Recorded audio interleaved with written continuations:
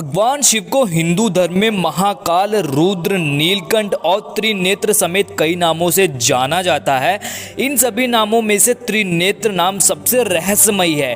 भगवान शिव की 3 आंखों के कारण इनको त्रिनेत्र भी कहा जाता है।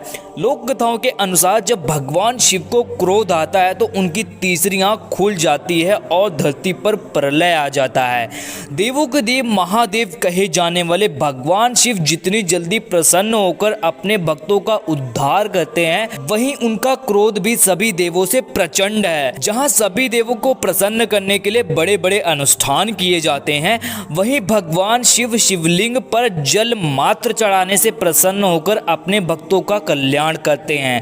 तो आइए जानते हैं भगवान शिव की तीसरी आंख के रहस्य के बारे में। पुराणों में भगवान शंकर के माथे पर एक तीसरी आंख होने का उल्लेख है। उस आंख से वो सब कुछ देख सकते हैं जो आम आंखों से नहीं देखा जा सकता। जब महादेव तीसरी आंख खोलते हैं तो उससे बहुत ही ज्यादा ऊर्जा निकलती है। एक बार खुलते ही सब कुछ साफ नजर आता है। फिर वे ब्रह्मांड में झांक रहे होते हैं। ऐसी स्थिति में वे कॉस्मिक फ्रीक्वेंसी या ब्रह्मांडीय आवृत्ति से जुड़े होते हैं। तब वे कहीं भी देख सकते हैं और किसी से भी प्रत्यक्ष संपर्क स्थापित कर सकते हैं। भगवान शिव की तीसरी आंख को प्रलय कहा गया है। ऐसी मान्यता है कि एक दिन भगवान शिव की तीसरी आंख से निकलने वाली क्रोध अग्नि इस धरती के विनाश का कारण बनेगी। शिव जी के तीनों नेत्र अलग अलग गुण रखते हैं, जिसमें दाएं नेत्र सत्वगुण और बाएं नेत्र रजोगुण और तीसरे नेत्र में तमोगुण का वास है। भगवान शिव ही एक ऐसे देव हैं जिनकी तीसरी आंख उनके ललाट पर दिखाई देती है, जिसके कारण इन्हें त्रिनेत्रधारी भी कहा जाता है। जिसमें एक आंख में चंद्रमा और दूसरे में सूर्य का वास है और तीसरी आंख को विवेक माना गया है। शिव जी के मस्तक पर दोनों भौहों के मध्य विराजमान उनका तीसरा नेत्र उनकी एक विशिष्ट पहचान बनाता है। माना जाता है कि शिव जी का तीसरा चक्षु आज्ञा चक्र पर स्थित है।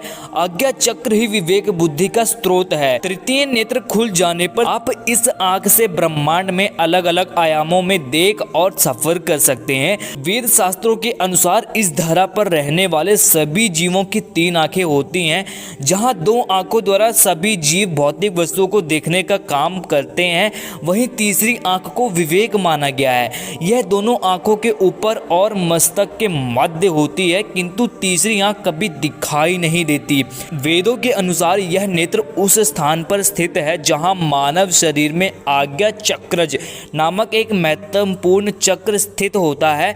आज्ञा चक्र का अर्थ है हमारे शरीर में सकारात्मक ऊर्जा की शक्ति। इस चक्र को जागृत करने का अर्थ है मानव शरीर में संपूर्ण आध्यात्मिक ऊर्जा का समुचित प्रवाह होना। इसी आज्ञा चक्र के स्थान पर आत्मा का ज्ञान प्रस्तुत और केंद्रित होता है। जो व्यक्ति इस ऊर्जा को जागृत कर लेता है उसे सभी प्रकार की शक्तियां प्राप्त होती हैं। इस ऊर्जा के जरिए व्यक्ति ब्रह्मांड में सब कुछ देख सकता है। भगवान शिव मानव का शुद्धतम स्वरूप है।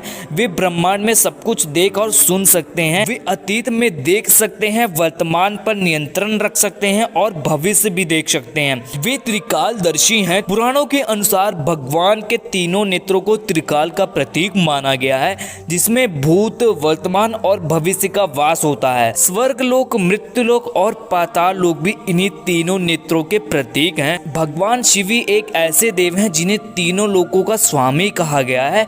धर्म ग्रंथों में भगवान शिव की तीसरी आंख से जुड़ी एक कथा प्रचलित है, जिसमें एक प्रणय के देवता कामदेव अपनी क्रीड़ाओं के द्वारा शिव जी की तपस्या भंग करने का प्रयास करते हैं और जैसे ही शिव जी की तपस्या भंग होती है, शिव जी क्रोधित हो अपने तीसरे नेत्र की अग्नि से कामदेव को भस्म कर देते हैं। यह कथा मनुष्य जीवन के लिए प्रेरणा का स्रोत भी है। कामदेव का वास प्रत्येक मनुष्य के अंदर होता है। उसे अपने विवेक और बुद्धि द्वारा मन में उठने वाले क्रोध और अवांछित काम वासना को शांत करना चाहिए। बहुत से लोग उत्तराखंड और हिमाचल प्रदेश में बाढ़ से आए प्रलय को शिव जी के तीसरे आंख खुलने का कारण बता रहे हैं, लेकिन ऐसा कुछ भी नहीं है। ये तो सिर्फ भगवान हमें चेतावनी दे रहे हैं कि हमारे पास अभी भी वक्त है कि हम प्रकृति से खिलवाड़ करना बंद कर दें, जंगलों को काटना बंद कर दें, क्योंकि अगर ऐसे ही चलता रहा और पाप अपने चरम पर होगा और अगर शिव जी की तीसरी आंख खुली तो हर जगह विनाश ही विनाश होगा। सब कुछ तहस नहस हो जाएगा और कुछ भी नहीं बचेगा। शिव जी की तीसरी आंख को लेके आपके क्या विचार है, आप अपने अपने विचार कमेंट सेक्शन में रख सकते हैं। मैं मिलता हूं आपसे किसी अगली वीडियो में किसी नेक्स्ट टॉपिक पर। तब तक के लिए take care and bye bye.